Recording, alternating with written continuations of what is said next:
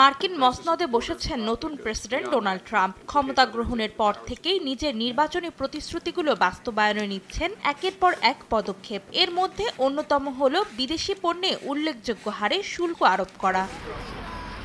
নির্বাচনী প্রচারণায় চীনের পণ্যের ওপর শুল্ক আরোপের হুমকি দেন ডোনাল্ড ট্রাম্প। এবার সেই সিদ্ধান্ত বাস্তবায়নে আগামী 1 ফেব্রুয়ারি থেকে 10% শুল্ক আরোপের কথা বিবেচনা করছেন তিনি। ট্রাম্পের এমন ঘোষণায় বড় ধস নেমেছে বেইজিংয়ের শেয়ার বাজারে। বিবিসি এক প্রতিবেদনে জানায়, যুক্তরাষ্ট্রের শুল্ক আরোপের তালিকায় নতুন করে যুক্ত হতে যাচ্ছে ইউরোপীয় ইউনিয়নের নাম। মঙ্গলবার এক সংবাদ সম্মেলনে ইইউ যুক্তরাষ্ট্রের সঙ্গে খারাপ আচরণ করে বলে অভিযোগ করেন ট্রাম্প। জোটটির সঙ্গে ন্যায্যতা ফিরিয়ে আনতে শুল্ক আরোপের কথা জানান তিনি।